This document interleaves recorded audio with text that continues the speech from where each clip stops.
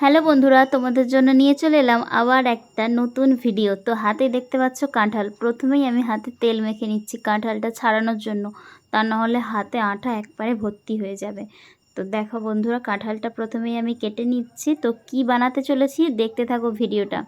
তো প্রথমেই আধখানা করে নিয়েছি, তো গোটা কাঁঠাল সেই জন্য আমার গোটাটা লাগবে না, আধখানা করে নিয়েছি। আধখানাকে কেটে মাঝখানে যে শিরাটা থাকে সেটা কেটে বাদ দিয়ে দিতে হবে। তো দেখো বন্ধুরা, আমি কেটে নিয়েছি আর মাঝখানে শিরাটা বাদ দিয়ে আমি পুরোপুরিভাবে খোলাটা ছাড়িয়ে নিয়েছি। এবার কেটে নেব।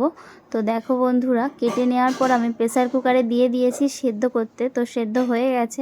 সেদ্ধ হয়ে যাওয়ার পর এটাকে ভালো করে মিক্সড করে নিতে হবে, সবার সাথে একসাথে ভালো করে এটাকে মাখিয়ে নিতে হবে। মাখিয়ে নেওয়ার পর আমি দিয়ে দিলাম কোঁচানো পেঁয়াজ, কাঁচা লঙ্কা কুচি, আদা রসুনের পেস্ট আর নুন, সামান্য পরিমাণে হলুদ গুঁড়ো, লঙ্কার গুঁড়ো।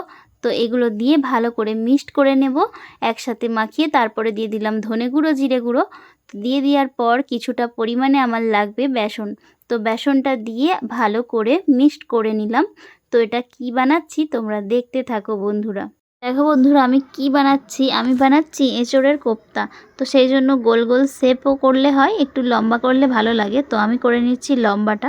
তো তার জন্য একটু বেসমকে ডিশের মধ্যে আগে দিয়ে দিলাম। তো তারপরে সব শেপ দিয়ে, তো লম্বা লম্বা শেপ দিয়ে একই রকম সব করে নিলাম। তো এবার ভাজার পালা।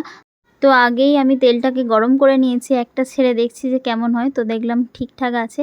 তো এইভাবেই সব এঁচোড়ের কোপ্তাগুলো ভেজে নিলাম। প্রথমে 4-5টা দিয়ে, তারপর আবার কিছুক্ষণ পর একটা একটা করে সবগুলোই কমপ্লিট হয়ে গেল।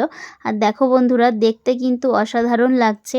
তো এইভাবেই আমার সব এঁচোড়ের কোপ্তাগুলো আমি ভেজে নিলাম। তো ভেজে নেওয়ার পরে দেখো, এই যে সবগুলো রেডি হয়ে গেছে, সব কোপ্তাগুলো ভাজা কমপ্লিট। তো ভাজা তো কমপ্লিট হয়ে গেছে। তারপরে দিয়ে দিলাম শুকনো লঙ্কা, তেজপাতা, জিরে, এলাচ ফোড়ন দিয়ে পেঁয়াজকে ভালো করে ভেজে নিলাম। পেঁয়াজটা ভাজা হয়ে যাওয়ার পর আদা রসুন পেস্ট দিয়ে দিয়েছিলাম, কিছুক্ষণ পর টমেটো দিয়ে তারপরে একটু নাড়াচাড়া করে সব মশলা দিয়ে দিলাম। প্রথমে নুন দিলাম, লঙ্কার গুঁড়ো, হলুদ গুঁড়ো। তো ভালো করে মশলাটাকে কষিয়ে নিয়ে তারপর এর মধ্যে দিয়ে দিলাম ধনে গুঁড়ো, জিরে গুঁড়ো আর গরম মশলা গুঁড়ো। তো তারপর ভালো করে কষিয়ে নিয়ে মশলাটার মধ্যে জল ঢেলে দিলাম। তারপর এবার ভেজে রাখা কোপ্তাগুলো এর মধ্যে দিয়ে দিলাম। তো ফুটে এলেই আমি নামিয়ে নেব। তো দেখো বন্ধুরা, আমার তো এদিকে এঁচোড় কোপ্তা রেডি। তো ভিডিওটা তোমাদের কেমন লাগলো অবশ্যই জানিও।